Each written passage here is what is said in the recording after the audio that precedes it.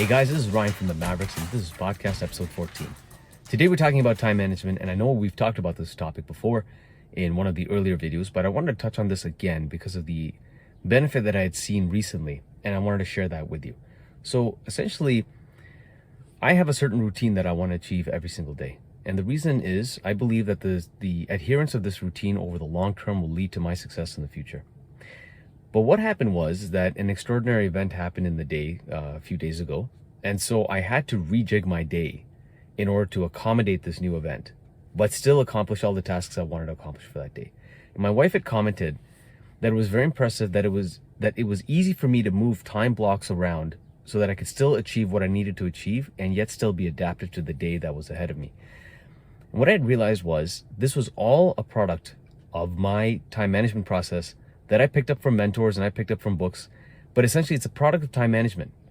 Being able to track every minute to the minute allows me to actually use as much of the day as possible to achieve what I need to achieve and yet be adaptive to the happenings of the world around me.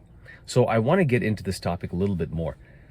Now, if you look at Olympians and elite athletes, what you will notice is that they are not champions in the game.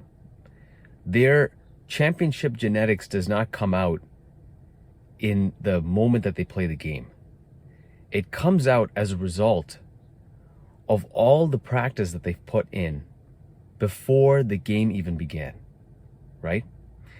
The best Olympic athletes, the best elite athletes, the best business people that are good in whatever their trade craft is, are good because of the practice that they put in prior to the moment that they need to use that action to win. All right? It is the practice that precedes the actual execution of the action that determines how successful that action is going to be. So if you look at all these Olympic and these Olympic athletes, these elite athletes, and all these business people that get really good at what they do, anybody that's really good at whatever their trade craft is, it is the practice. And specifically, it is focused, perfect practice over an extraordinary amount of time. And it is focused, perfect practice over an extraordinary amount of time. So let's break this down. It's focused. The action that they take and that they practice is the action they want to be perfect in. It is not, like, for example, if they are powerlifters, they're not practicing swimming. If they're swimmers, they're not practicing golf. If they're golfing, they're not practicing how to make cocktails. They are picking the one trade craft that they want to become a master in. So it's focused. The second thing they do is that they make that focused effort perfect. They say practice makes perfect, but actually it's perfect practice makes perfect. You don't want to just practice bad habits. You want to practice the best form of good habits at whatever that trade craft is. And so what happens is when you are focused on practicing your trade craft and you are focused on practicing it perfectly, you end up developing perfect habits on that focused action. The other thing they do is that they practice. They're in the habit of practicing their trade craft over and over again until they become perfect at it. And finally, it is over an extraordinary long time. It is not something that they practice for a few days or a few weeks or months. It could be years and decades before they become the masters of the craft that they want to be. So again, it is focused, perfect practice over an extraordinary amount of time that leads to these elite people in their craft becoming the people that they are. Now, as some examples for this, if you look at Kobe Bryant, he used to practice three practices a day when most basketball players used to do two. His idea was that he was practicing 50% more than everyone else. It was the time under tension that he put his body in that led to him becoming a champion. And he said that it was in the dark, it was in that extra practice in the morning, that was the dream. The dream wasn't the championships. The dream was what he was doing to get to the championship. You look at Michael Phelps, he swam every single day except for 2 days in the year in order to win 29 gold Olympic medals in his prime. You look at Steph Curry, who's one of the best three-point shooters in the NBA. Steph Curry didn't take 500 shots a day as practice. And he didn't practice 500 baskets. He didn't try to aim for 500 sunken baskets a day. He practiced one perfect shot 500 times a day. His energy was not just in shooting and not collecting volume. It was volume of perfect actions that over the long term would lead to him becoming the sniper in the NBA. And talking about snipers, you look at anyone in the military who are excellent sharpshooters. They're not excellent sharpshooters because of the moment that they need to, conduct their action. They are perfect because of the practice that it takes, because of the practice that they spend on it before the actual event is called upon. In the military, they say that if you bleed in practice, then you can sweat in war, right? That you do not rise to the occasion. You actually fall back to the level of your practice. When the moment gets really tough in the military, this is their saying, when the moment gets really tough, you don't rise to the occasion, you fall back to your training.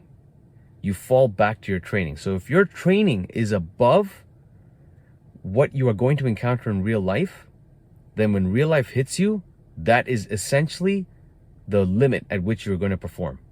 That or that's at least the bottom of what you're going to perform, and it's going to be this high. So again, to become really good at your craft, you need to have perfect, focused practice over an extraordinary long time. Now, how does this all relate to time management? Because what you have to understand is that it was the practice that led to the championship. They weren't the champion at the championship. It was the practice that led to the championship. It was the practice that they did every single day. And so when you look at it very carefully, it is actually their time management that leads to becoming a champion. And so they are not successful people, and they're not winners because of the winning, not because they've won. They're successful people because of the volume of perfect practice that they put in before that. So just focus on this. Just think about this.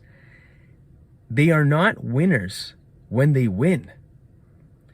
They are winners because of the practice that they put in that will lead to winning, right? If A does 100% lead to B, then by conducting A, you get B. And so when you do A, you get the status of B. And so if the status of B is a winner, then you become a winner by doing what it takes, what a winner does in their private time to win. And what is it that they do? They practice. And so this is the value of time management.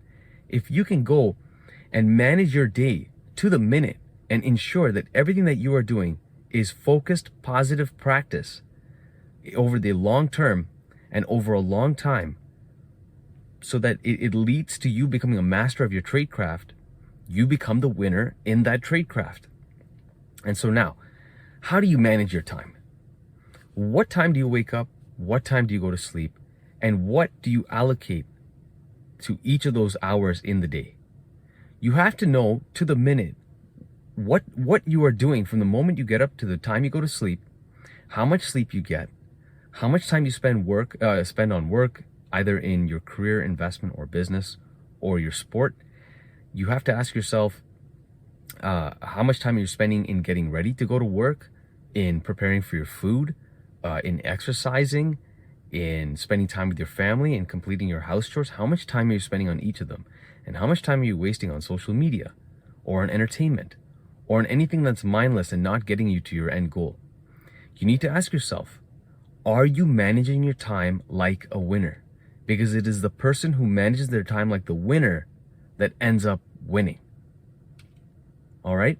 So again, go look at your day from the moment that you wake up to the moment you go to sleep, and ask yourself how much time you're spending doing everything that you need to do, and how much of time are you wasting?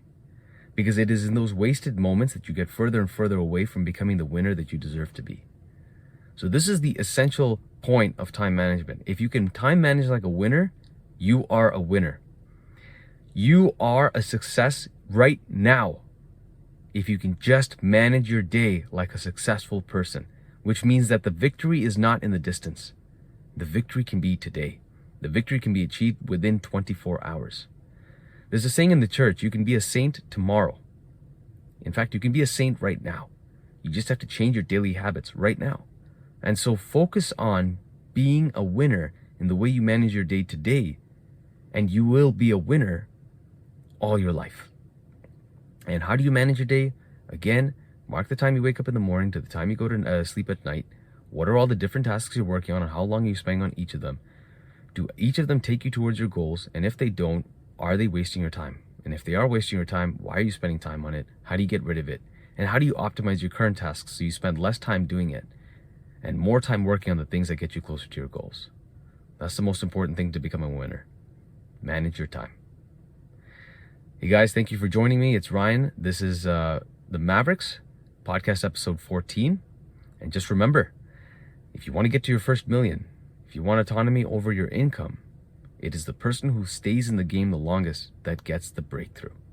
So if you want to join our group in which we support each other, stay long enough in the game to get that breakthrough, go to mavericks.goldwynandsons.com and I'll see you there. And if you can, please leave a thumbs up for this video if it's helped you. Thank you so much. Take care.